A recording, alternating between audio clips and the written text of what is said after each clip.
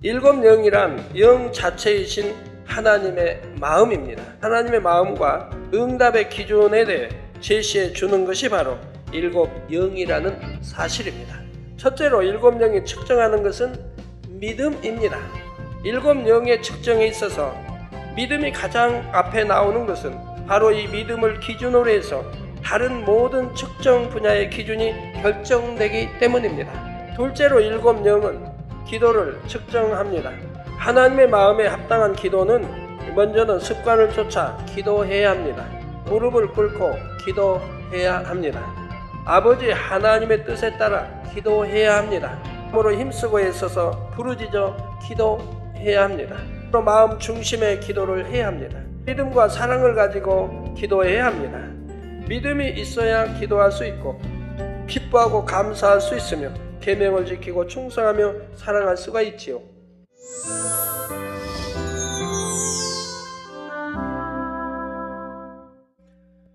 사랑하는 성도 여러분, 시청자 여러분, 오늘부터는 일곱 교회 중에 라오디게아 교회와 함께 주님께로부터 칭찬은 없이 책망만 들었던 사대교회에 대한 말씀을 증거하도록 하겠습니다. 사대교회는 주님으로부터 내가 살았다 하는 이름은 가졌으나 죽은 자로다 하는 마음 아픈 책망을 들은 교회입니다.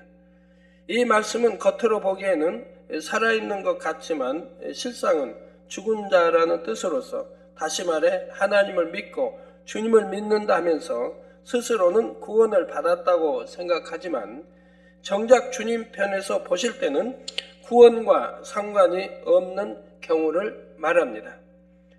바로 마태복음 7장 21절에 나더러 주여 주여 하는 자마다 천국에 다 들어갈 것이요 다만 하늘에 계신 내 아버지의 뜻대로 행하는 자라야 들어가리라. 나더러 주여 주여 하는 자마다 천국에 다 들어갈 것이 아니요. 분명히 해주세요. 주여 주여 믿습니다 한다고 해서 천국에 들어가는 게 아니라 이 말입니다. 나더러 주여 주여 하는 자마다 천국에 다 들어갈 것이 아니요. 그럼 어떻게 해야 들어가냐? 다만 하늘에 계신 내 아버지의 뜻대로, 즉 만군의 여호와 하나님 아버지의 뜻대로 행하는 자라야 들어가리라 말씀하신 그대로인 것입니다. 만약 어떤 사람이 이 땅에서 나름대로는 하나님의 나라와 의를 위해 열심히 수고하고 헌신하며 살았다고 생각했는데 막상 마지막 심판날에 하나님 앞에 섰을 때 마태복음 7장 23절 말씀처럼 내가 너희를 도무지 알지 못하니 불법을 행하는 자들아 내게서 떠나가라 하는 말씀을 듣는다면 이보다 더한 비극이 어디 있겠습니까?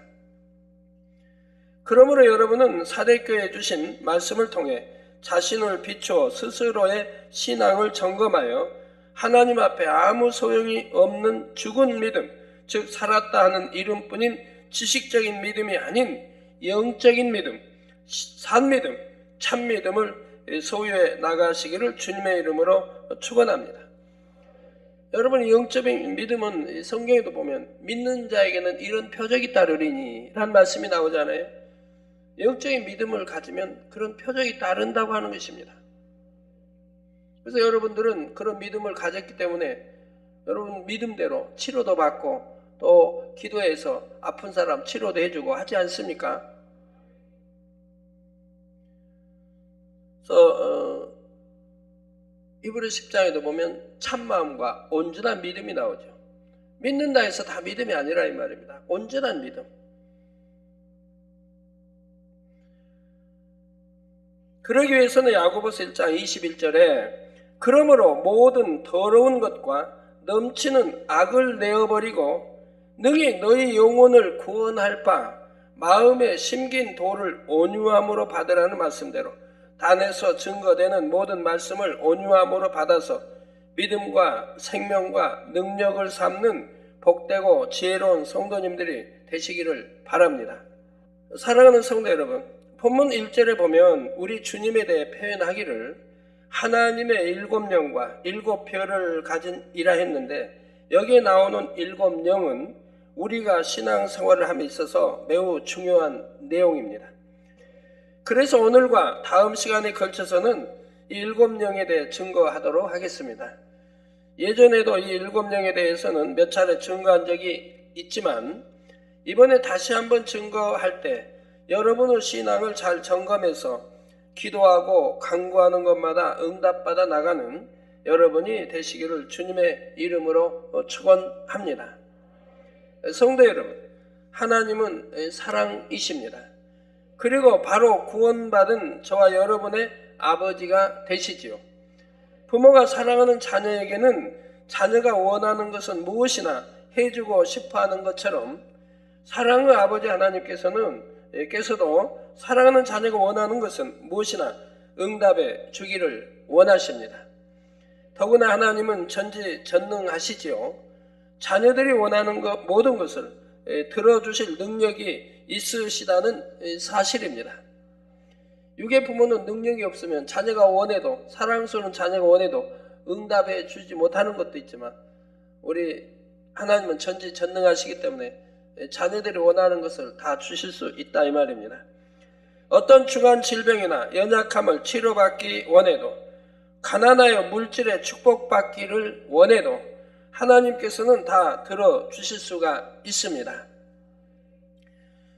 세상의 부와 명예와 권세와 지식 등 그 무엇으로도 해결할 수 없는 문제들을 하나님의 능력으로는 다 해결해 주실 수가 있지요.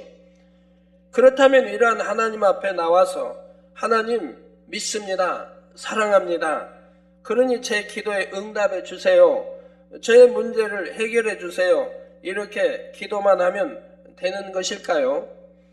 하나님께서 아무리 사랑이 많으시고 자녀들에게 응답해 주기 원하신다고 해도 모든 사람의 기도에 무조건 다 응답해 주시는 것은 아닙니다.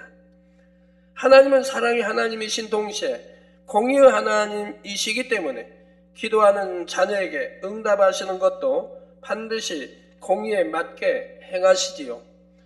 만약 공의의 법칙에 상관없이 누구나 기도한다고 해서 응답받을 수 있다면 오히려 세상이 얼마나 혼란해지겠습니까? 욕심으로 하는 기도, 악한 마음으로 하는 기도, 자기 유익만을 위해 하는 기도, 그릇 준비되지 않은 사람의 기도도 만약 이러한 기도까지 다 응답이 된다면 그것은 자신에게도 결코 득이 되지 못하지요. 그래서 하나님께서는 모든 응답과 축복을 주심에 있어서 반드시 영계의 법칙에 맞춰서 공의에 따라 역사해 가십니다. 그러므로 여러분이 응답을 받기 위해서는 먼저 이 공의의 법칙을 잘 알아야 하는데, 오늘 본문에 나오는 일곱 영이 바로 여러분이 응답받기 위해 꼭 알아야 하는 공의의 법칙에 해당하는 내용이지요. 자, 그렇다면 일곱 영이란 무엇일까요? 일곱 영이란 영 자체이신 하나님의 마음입니다. 우리가 하나님 앞에 나가 응답을 받기 위해서는 하나님의 마음을 알아야 하지요. 세상에서도 자녀들이 부모님께 어떤 것을 청하여 응답을 받기 위해서는 먼저 부모님의 마음을 알아서 그 마음에 맞추어 구했을 때 원하는 것을 쉽게 응답받을 수가 있습니다. 하나님께 응답받을 때도 마찬가지입니다. 하나님의 마음을 알아서 그 마음과 뜻에 맞게 구했을 때 공의의 하나님께서 응답해 주시지요. 그렇다면 하나님의 마음을 어떻게 알 수 있을까요? 바로 성경 66권을 통해 알 수가 있습니다. 성경 안에는 하나님의 마음이 담겨 있고 어떻게 하면 하나님을 기쁘시게 할 수 있는지, 어떻게 하면 응답받을 수 있는지 그 방법이 상세하게 기록되어 있지요. 그리고 이러한 하나님의 마음과 응답의 기준에 대해 제시해 주는 것이 바로 일곱 영이라는 사실입니다. 일곱 영에서 일곱이라는 숫자는 하나님의 영이 일곱이라는 뜻이 아니지요. 일곱은 영적으로 완전하다는 의미입니다. 요한복음 4장 24절에 보면 하나님은 영이시니 말씀한 대로 하나님은 영 자체이십니다. 따라서 이처럼 영 자체이신 하나님의 마음을 일곱 영이라 한 것은 완전하신 하나님의 영을 나타내는 것이지요. 계시록 5장 6절에 보면 내가 또 보니 보좌와 내 생물과 장로들 사이에 어린 양이 섰는데 일찍 죽임을 당한 것 같더라. 일곱 뿔과 일곱 눈이 있으니 이 눈은 온 땅에 보내심을 입은 하나님의 일곱 영이더라 했습니다. 완전한 영이신 하나님께서는 온 땅의 모든 인생들을 두루 살피시며 항상 감찰하시는데 이때 바로 하나님의 마음인 일곱 영을 보내시는 것입니다. 그래서 하나님의 마음인 일곱 영이 모든 사람들의 마음과 행실을 살피심으로 저나 또 여러분 각 개개인 모두의 마음과 행실을 살피심으로 하나님의 마음에 합당한 사람에게 공의에 맞춰 응답과 축복을 주시는 것이죠. 따라서 일곱 영은 이해하기 쉽게 비유하자면 하나님 편에서 응답을 주시기 위해 측정하시는 저울이라고 생각하면 됩니다. 고기나 야채 등을 살 때도 저울에 무게를 달아서 그 무게에 해당하는 만큼의 값을 치르고 사야 하듯이 우리가 하나님께 응답을 받을 때도 일곱 영의 측정에 비춰서 응답받을 조건에 합당해야 한다는 말이죠. 그러면 과연 일곱 영은 무엇을 측정해서 응답의 여부를 결정하는 것일까요? 일곱 영은 사람의 모든 마음과 생각 그리고 행실 등을 한치 오차도 없이 측정하는데 크게 다음의 일곱 가지 측면에서 측정합니다. 첫째로 일곱 영이 측정하는 것은 믿음입니다. 성경에는 분명히 믿음대로 되라 했습니다. 그러면 여러분은 과연 믿습니다 고백하며 기도한 대로 모든 것을 응답받고 계십니까? 믿음대로 되라는데 아까 어떤 분 참 기도받아 오셔서 그런 말씀합니다. 전에 이렇게 기도받았는데 하나도 응답이 안 됐어요. 이제 자기 가족에 뭐 언니든 오빠든 가족 기도했는데 응답이 안 됐다는 거예요. 그래서 제가 물었어요. 그분들이 지금 교회 다니십니까? 마음이 양떼입니까? 아니면 교회 다니십니까? 교회도 안 다닌대요. 교회도 안 다니는데 저에게 기도 부탁을 한 거예요. 그러고 기도했더니 응답이 안 된다는 거예요. 그럼 그 기도받은 분들이 믿음이 있느냐 이 말입니다. 교회도 안 다니는데 하나님을 믿지도 않은데 하나님은 믿음대로 되라고 했지 않습니까? 믿을 때 역사가 일어나죠.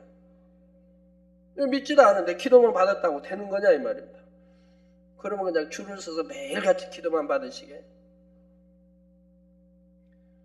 어찌하든 믿음을 심어주고 그 믿음을 내 보일 때 하나님의 역사하시는 거라고 늘 가르쳐 드리는데도 그리 못하는 분들이 많이 있습니다. 그래서 여러분은 과연 믿습니다 고백하며 기도한 대로 모든 것을 응답받고 계십니까?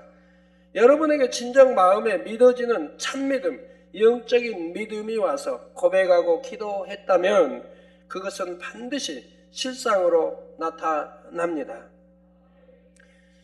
그런데 나름대로는 믿는다고 고백하며 기도했는데도 응답이 없다면 그것은 믿습니다 했던 고백이 마음에서 믿어지는 영적인 믿음의 고백이 아니었기 때문입니다. 영적인 믿음의 고백이 있다면 어찌 내 믿음대로 되라 했는데 응답이 오지 않겠습니까? 머리에 지식적으로만 알고 있는 육적인 믿음의 차원에 머물러 있다는 말이죠. 우리가 머리로 알고 입술로 고백한다고 해서 하나님께서 그것을 참 믿음이라 하시지 않습니다. 그러면 영적인 믿음이란 어떤 것일까요? 바로 눈에 보이지 않고 인간의 생각이나 지식에 맞지 않아도 마음에서 의심 없이 믿어지는 믿음이지요. 아무것도 없는 무에서 유가 창조되는 것을 믿는 믿음입니다. 그런데 이러한 영적인 믿음은 누구나 갖고 싶다고 해서 마음대로 가질 수 있는 것이 아니지요. 이러한 영적인 믿음은 위로부터 주어지는 믿음으로서 마음의 악을 버리고 성결을 이루는 만큼 하나님께서 주시는 믿음입니다.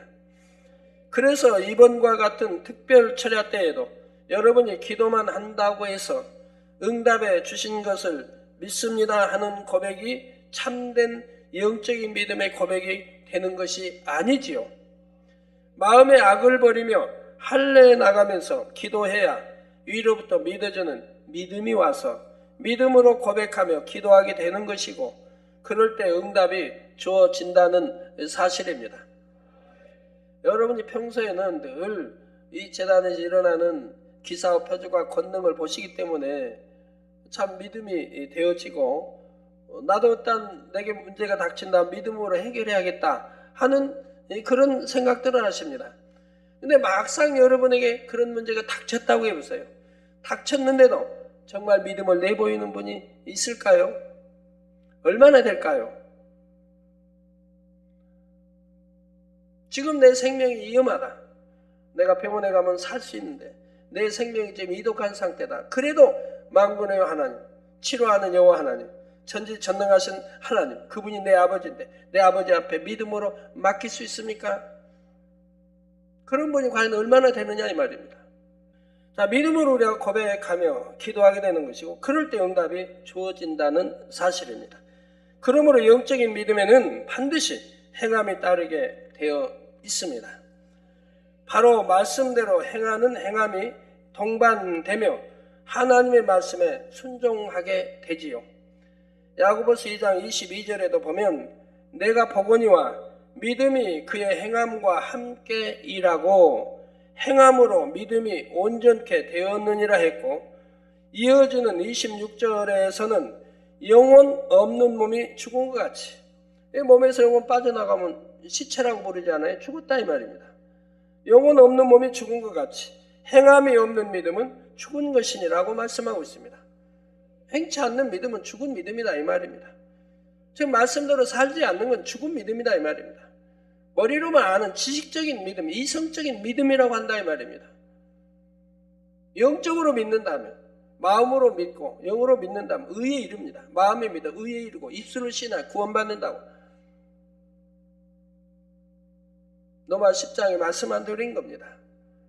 마음에 믿으면 행함이 따라요. 빛 가운데 살게 돼요.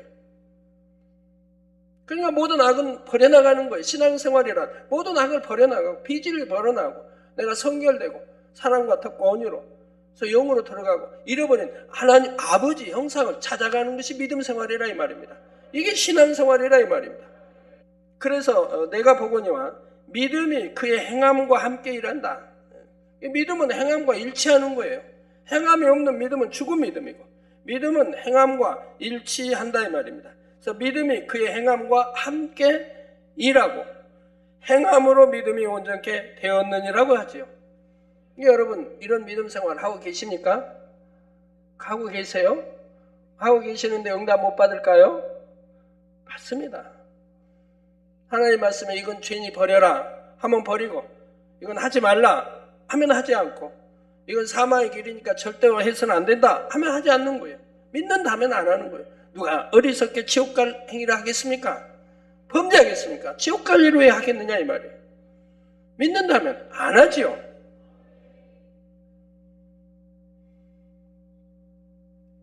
육체를 행해도 성경은 분명히 구약 신약이다 구원받지 못한다고 돼 있는데, 하물며 예를 들어 자살한다, 그건 뭐 지옥 그냥 직행이죠.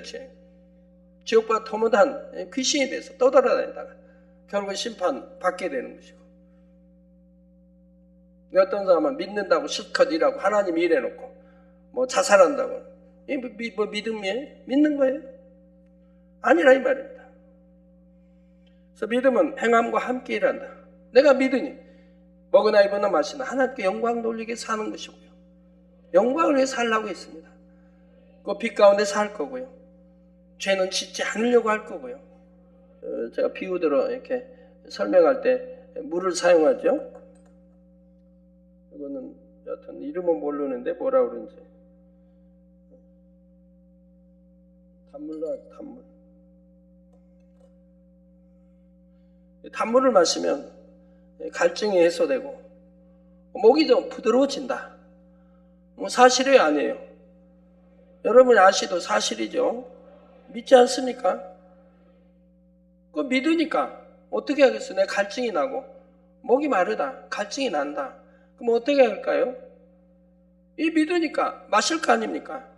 그래서 마신다 이 말이에요. 자, 이게 믿으니까 행함이 따른다 이 말이에요. 마시게 되더라 이 말이에요. 갈증을 해소하기 위해서. 그리고 이렇게 갈증을 해소하기 위해서 마셨더니 믿음대로 됐어요, 안 됐어요? 이거 마시면 갈증이 해소되고 목이 부드러워진다. 믿고 마셨는데 그 믿음대로 됐어요, 안 됐어요? 됐지 않습니까? 이렇게 믿음은 그의 행함과 함께 일하고 또 행함으로 그 믿는 믿음이 온전히 되었다 이 말입니다. 이게 정말로 하나님 믿는다면 범죄하지 않는다 이 말입니다. 죄짓지 않는다 이 말입니다. 더군다나 지옥 갈 육체의 일은 행치 않는다 이 말입니다. 정령이 믿지 않기 때문에 그러죠. 근데 믿지 못할 일이 뭐 있습니까? 우리 성경에 기록된 것을 이 재단은 다 베풀고 있는데 믿지 못할 일이 뭐가 있겠습니까? 저가 아니라 해도 우리 최종님도 아프리카에 오신 정명호 목사님도 시궁과를 초월하여 암도 치료하고 속에 눈도 얼마나 큰 역사들을 베풀어가고 있습니까? 우리 정명호 목사님뿐 아니라 해외에 있는 수많은 선교사들이 그렇게 하고 있습니다. 믿으니까 하나님 사랑하고 말씀대로 살고 행하니 이런 능력이 권능들이 주어져서 이렇게 수많은 영혼을 치료하고 구원에 이르게 하는 것을 볼 수가 있지 않습니까? 그래서 손수건 집회를 한다 해도 수천 명 또는 수만 명, 많을 때는 10만도 넘게 모여서 세계 곳곳에서 손수건 집회가 열리고 있지 않습니까? 이 손수건 하나가 어떻게 그 수많은 영혼들을 치료합니까? 성경에 있는 대로 그대로인 것을 볼 수가 있지 않습니까? 자, 사랑하는 성도 여러분, 믿음은 신앙의 기본입니다. 살아계신 창조주 하나님을 믿는 것이요, 그 아들 예수께서 우리의 구세주 되심을 믿는 것이며 십자가에서 죽은 지 사흘 만에 부활하시고 승천하신 예수 그리스도께서 장차 이 땅에 다시 오실 것을 믿는 것이죠. 오늘 이제 칸타타에도 여러분이 우리 주님의 참 채찍에 맞으시고 가시관 쓰시고 피 흘리시고 하는 장면들을 보실 터인데 말입니다. 자, 그리고 심판이 있고 영원한 내세가 있으며 하나님의 자녀들에게 예비된 천국이 있음을 믿는 것입니다. 그렇기 때문에 천국 가기 위해서 빛 가운데 사는 거 아니겠어요? 안 믿는다면 지옥이 있다 해도 안 믿는다면 어둠 가운데 살고 비질 가운데 살고 죄를 지으면서 살아갈 것이고요. 안 믿으니까. 자, 이러한 사실을 진정 마음에 믿는 사람이라면 그의 삶은 변화될 수밖에 없습니다. 헛되고 헛된 이 땅의 삶에 소망을 두는 것이 아니라 영원한 천국에 소망을 두게 되는 것이고 그 아름다운 천국에 들어갈 자격을 갖추기 위해 쉬지 않고 믿음의 선한 싸움을 하게 되는 것이죠. 그래서 믿음은 죄를 피 흘리기가 싸우는 것이라고 했죠. 히브리서에도 죄를 피 흘리기가 싸워나가는 것이라 이 말입니다. 그래서 빨리 죄를 버리고 악을 버려야죠. 그리고 선으로, 선한 하나님의 자녀들이 돼야죠. 성경에 기록된 하나님의 말씀대로 하나하나 행하면서 진리로 변화되어 갑니다. 이렇게 행하며 변화되어 갈수록 믿음은 점점 더 커지게 되고 그러면서 더 큰 믿음의 행함과 순종이 나오지요. 그렇다면 여러분의 믿음은 날로 더 커지고 있습니까? 그리고 그 믿음에 맞는 행함과 순종이 나오고 있습니까? 7영이 측정했을 때 10년 전과 5년 전, 1년 전과 비교하여 과연 믿음이 얼마나 성장하셨는지요? 자, 믿음의 척도를 할 수 있는 행함 역시 예전과 비교했을 때 과연 얼마나 더 온전함을 이루셨습니까? 성도 여러분, 앞으로 쭉 설명이 되겠지만 7영의 측정에 있어서 믿음이 가장 앞에 나오는 것은 바로 이 믿음을 기준으로 해서 다른 모든 측정 분야의 기준이 결정되기 때문입니다. 다시 말해 하나님께서는 각 사람의 믿음의 분량에 따라 7영으로 측정하시는 기준 역시 각각 다르게 두신다는 말이지요. 예를 들어 어린아이만큼의 분량의 믿음을 가진 사람과 장성한 분량의 믿음을 가진 사람에 대해 똑같은 응답의 기준을 적용한다면 어린아이의 믿음을 가진 사람은 응답받기가 너무 어려울 것이고 장성한 믿음을 가진 사람은 너무 쉬울 수가 있지요. 그렇게 되면 어린아이의 믿음을 가진 사람은 아예 응답받기를 포기해버릴 것이고 반면에 장성한 믿음을 가진 사람은 더 깊은 영의 단계로 들어가기 위해 더 이상 노력하려고 하지 않을 것입니다.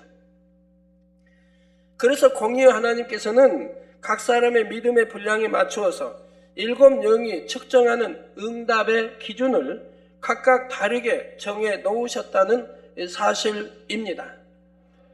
그러니 하나님께서는 7 영을 통해 믿음을 측정하게 하심으로 나머지 6가지 분야에 대해서도 그 믿음의 분량에 맞는 기준을 적용하시지요. 그런데 똑같은 믿음의 분량이라도 더 큰 문제를 응답받기 위해서는 당연히 더 큰 믿음을 내보여야 합니다. 내 믿음의 분량은 이만큼이니까 이 정도면 되겠지 하며 만족할 것이 아니라 자신의 믿음의 분량을 뛰어넘는 믿음의 행함이 필요하지요. 그럴 때 큰 문제를 응답받을 수도 있는 것이며 이 기회를 통해 믿음도 한 단계 더 성장하는 계기를 삼을 수가 있는 것입니다. 둘째로 7 영은 기도를 측정합니다.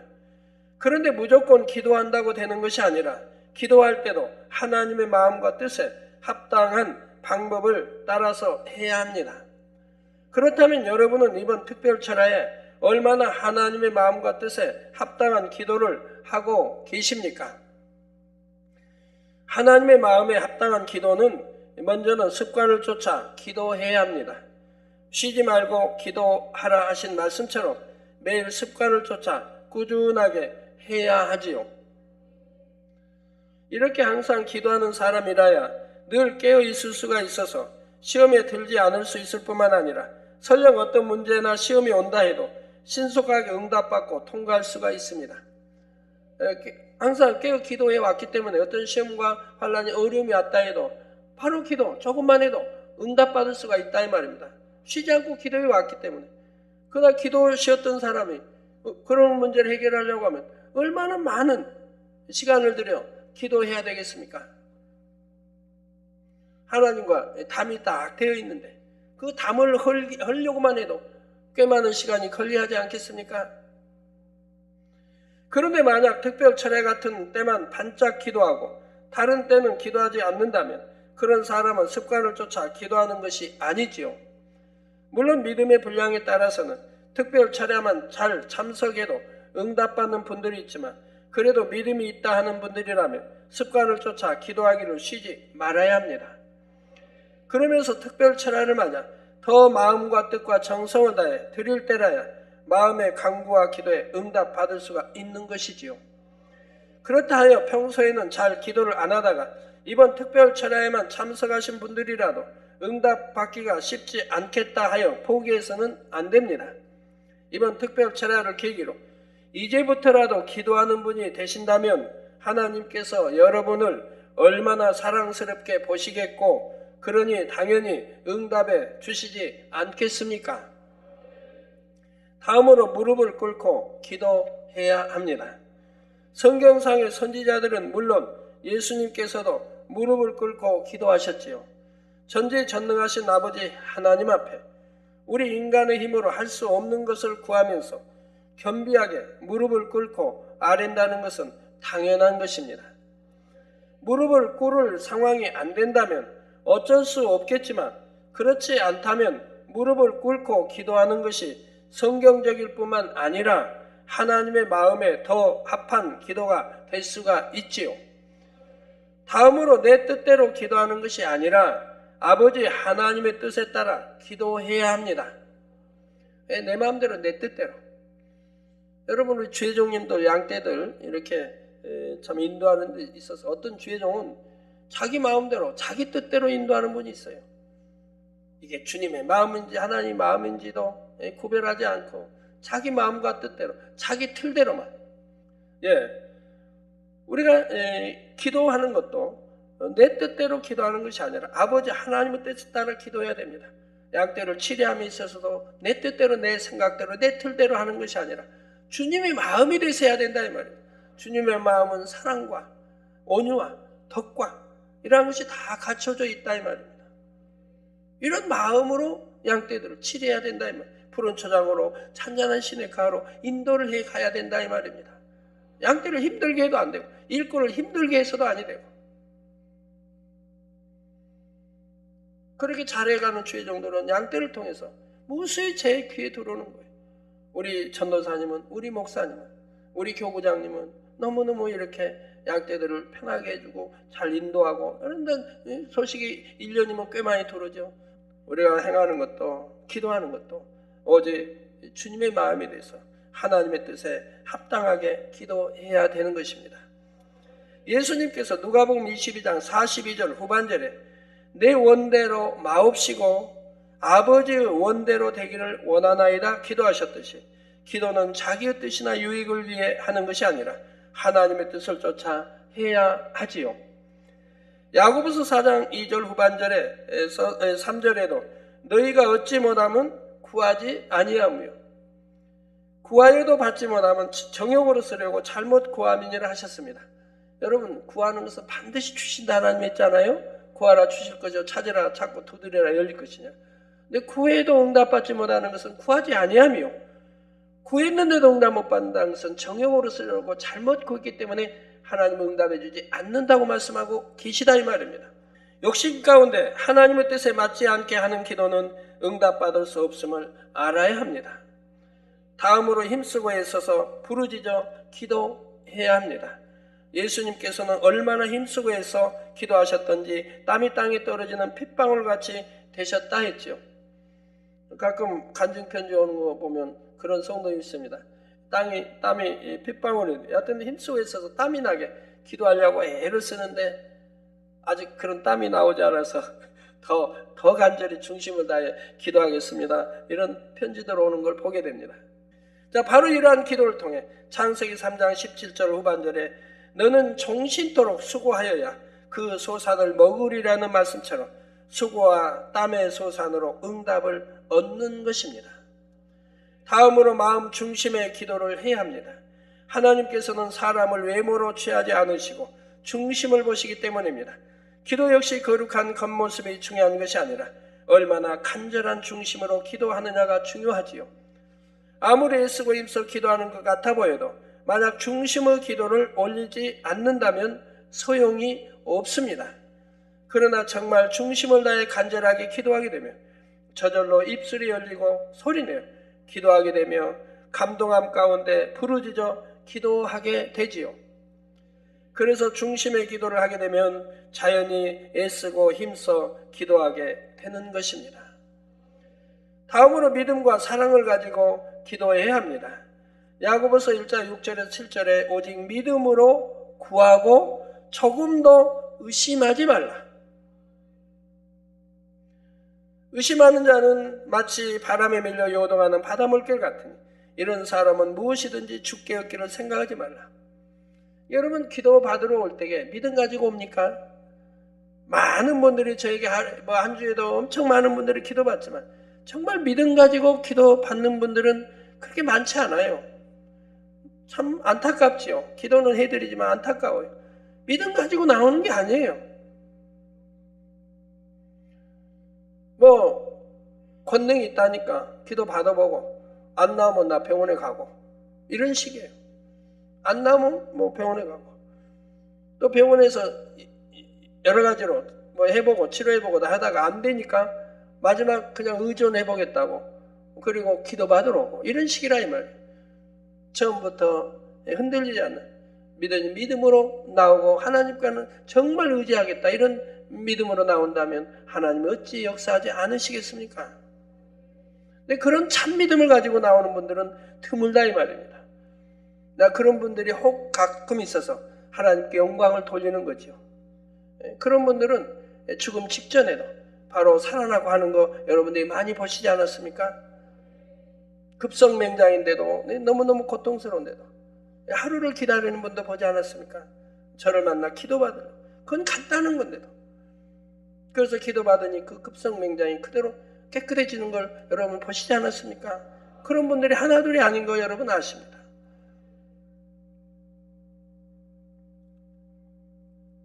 처음부터 의심하지 않고 믿는 믿음으로 나올 때 우리 하나님 어찌 역사하지 않겠습니까?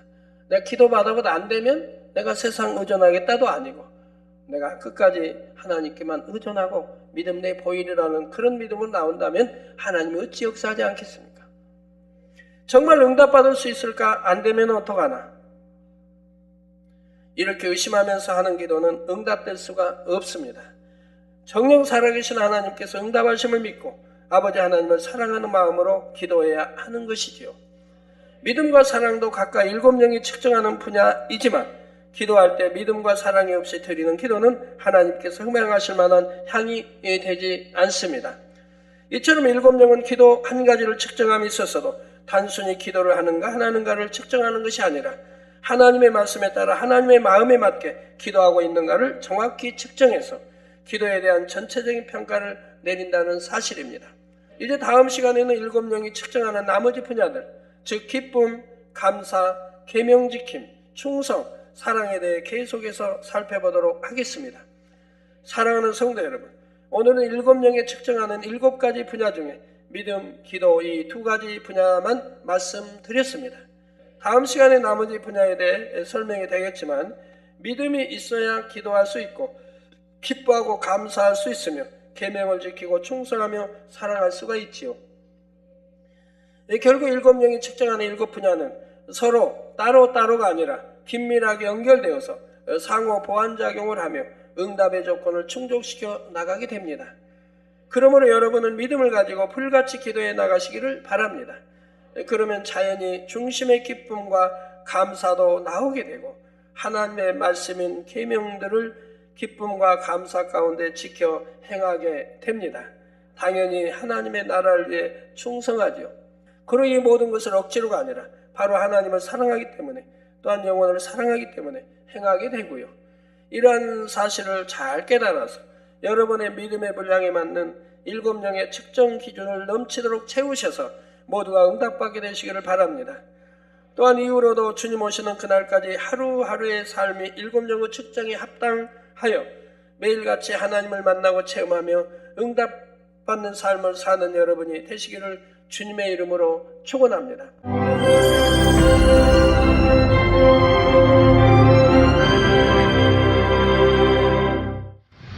할렐루야. 전능하신 사랑의 아버지 하나님, 이 시간 기도받는 모든 성도님들 위해 안수하여 주옵소서. GCN 방송 시청자들이 인터넷과 화상을 통해 기도받는 지교회와 지성전 그리고 전세계 하나님의 자녀들 위에도 시공간을 초월하여 역사하여 주시기를 원합니다. 믿어지는 믿음을 주시고 부정적인 생각과 의심의 세력을 물리쳐 주옵시며 모든 시험 환난도 물리쳐 주옵소서. 머리부터 발끝까지 오장육부 뼈 마디마디 온몸의 신경 조직 세포 등 아픈 곳마다 성령의 불로 태우시고 근본의 빛으로 역사하여 주옵소서. 예수 그리스도의 이름으로 명하노니 원수마귀 사단 모든 질병 균 연약함아 물러가라. 빛이 임하라. 모든 불치 난치병도 성령의 불로 태워 깨끗하게 역사하여 주옵소서. 말라리아를 비롯한 모든 풍토병도 물리쳐 주옵소서. 감기, 기침, 열, 몸살, 독감 등 각종 유행성 질병도 다 물러가라. 어떠한 유행성 질병 균도 틈타지 않게 지켜 주옵소서. 위암, 폐암, 간암, 유방암, 자궁암, 대장암, 피부암 등 각종 암과 에이즈, 백혈병, 뇌졸중, 고혈압, 저혈압, 심장병, 폐병, 위장병, 당뇨, 부인병, 피부병, 갑상선, 질환과 모든 염증도 깨끗게 하여 주옵소서. 소아마비, 중풍, 관절염, 디스크도 온전케 하여 주옵소서. 요통, 두통, 신경통을 비롯한 모든 통증은 사라질지어다. 간질, 자폐증, 우울증, 조울증, 노이로제 등 모든 정신질환도 물러가라. 모든 마비된 것도 풀어지고 일어나 걷고 뛸지어다. 눈도 잘 보이게 하옵시고 귀도 잘 들리게 하여 주옵소서. 소경은 눈을 뜨고 기머거리는 들으며 벙어리는 말할지어다. 각종 사고, 후유증도 깨끗게 하시고 부러진 뼈도 붙여 주옵소서. 화상 입은 것도 온전케 하옵소서. 화기야 물러가라. 열도 물러가라. 아버지 흉터도 나지 않게 역사해 주시기를 원합니다. 마약을 비롯하여 각종 약물과 독극물 중독도 깨끗함을 입을지어다. 죽은 신경과 세포가 살아나며 죽은 자도 살아나게 하여 주옵소서. 잉태의 축복도 주시기를 원합니다. 잉태 축복을 받으라. 예수 그리스도의 이름으로 명하노니 원수마귀 사단아, 하늘 공중 곳에 잡은 악의 영들아 물러가라. 그의 사자들도 물러갈지니라. 이 땅의 악한 영, 더러운 영, 거짓되고 간사한 영, 이간질하고 미혹하는 모든 어둠들은 물러가라. 모든 흉악의 결박을 풀고 어둠아 물러가라. 빛이여 임하라. 아버지 하나님, 부르짖어 기도할 수 있는 능력을 주시고 죄를 버리고 성결될 수 있는 능력을 주옵소서. 영혼이 잘됨같이 범사에 잘되게 하시고 가정의 복음화도 이루어 주시기를 원합니다. 한 주간도 모든 사고와 재앙으로부터 지켜주시고 불통이 없는 형통한 삶을 살 수 있도록 축복해 주옵소서. 성령의 불담으로 천군 천사와 주님의 불꽃 같은 눈동자로 모든 하나님의 자녀들과 가정, 일터, 사업들을 지켜주시기를 원합니다. 학생들에게 지와 명철을 더하시고 공부도 할 수 있는 뜨거운 마음과 열정도 더하여 주옵소서. 마음과 생각을 세상에 빼앗기지 않도록 지키시고 하나님을 뜨겁게 사랑하는 학생들로 축복하여 주옵소서.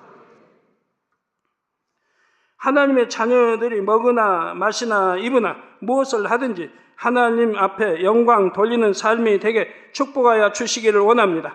나는 하나님을 만났노라, 체험했노라, 응답 받았노라, 축복 받았노라, 간증하는 입술이 되게 역사하여 주옵소서. 아버지 하나님 감사합니다. 홀로 영광 받으옵소서. 우리 주 예수 그리스도의 이름으로 기도하옵나이다. 아멘.